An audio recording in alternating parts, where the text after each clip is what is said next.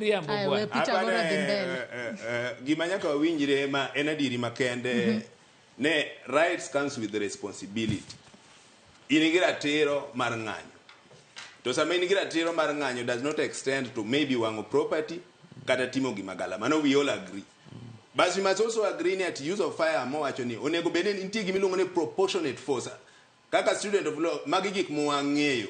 Ok inyalo biro ng'ama nigi kidi kata ng'ama nigi lwete mang'anyo mana gi bandera. Igo bonde nikech in police. So you expect this person to relate well with you. Mano is wrong.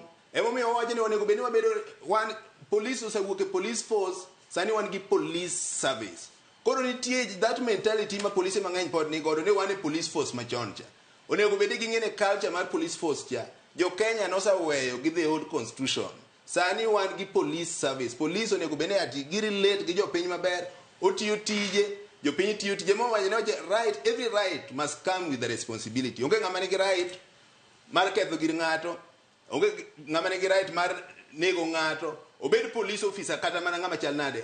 Though nitie sama police oyiene mar tiyo gi extra force. Police ma well trained ok nyal go bonde ng'ama oting'o kidi.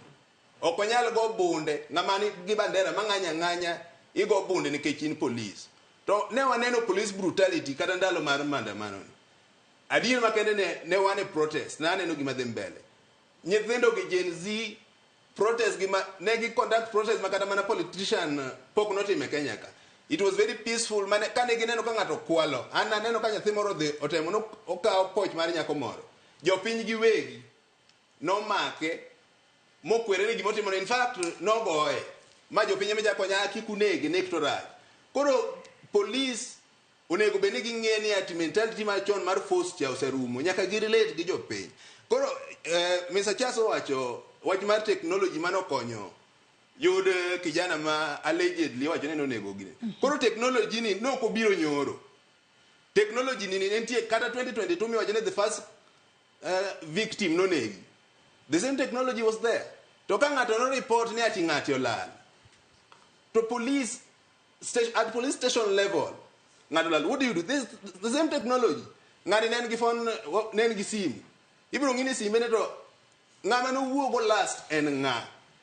Last time ing'yo ni network no en kany. Koro watene gini tete ka the police ni serious magin jomo ng'e tijegi. Gini doko gike level. The same technology mo wacho ne no konyo maken. Do konyo immediately ma ng'ato report at police station level. Ne ng'ani no wuoyo gi ng'amo gik. Ne en kanye mogik. Te yudo tich police ok en mako ng'ato mosenego ng'ato. En geng'o tho mar ng'ato. Koro nyaka wang'e ne to gini kata ka wawacho ne ti dhano oherre gi police. Wadwaro the truth en ati jitedo ware late maber gi police. But timbe gi ma police onego gigol some rogue elements within police service. Waseneno police mane shoot protesters. Pok wawinjo no make.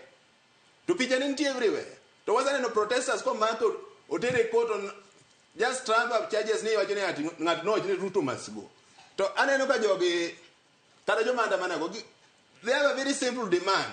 Ne jatelo rais katelo tami resign. Waneno in Britain no waneno Liz no resign.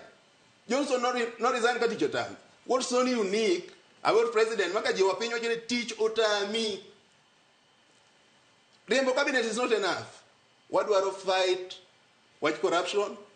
Wadwaro services ang'o miyo ka ng'ato apply passport ka wuono tieko 2 years ka pok oyudo. Jakure bwana. No, I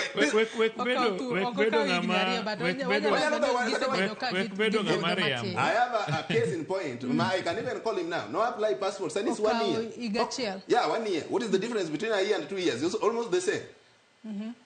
Why do you apply for something you pay for? You wait for 1 year. Do we have a government? Cabinet were corrupt. They were incompetent. Isakigi. So you are equally incompetent. These people are just like you. Resign. What is so difficult in doing that? Koro wawinji kwa majogi kan ng'anyo mamul kaka gitimeno teach police and they kajeke police give against that. Gima jogi advocate gi en ratiro nyaka mar police gi. Ging'ene jogi timo konyo gi gembe.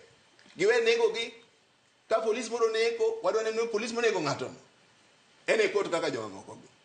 Mano koko wabiro wene ne koro kindwa gi police bedo maber ka gitiyo tijgi to jopiny tiyo tijgi. To kamano ok timre, tabane gima wacho ni pod ok bibedo machiegni. Ilero kanyo makara ahinya to Charles in bende ami right of reply to bende penji ne ang'o monego bed polise moko maneno ka chielo kata gi magina jogo mang'anye yor muolo at a close range mago to onego bed ni kawo negi okang' mane mar chik kalone nyaka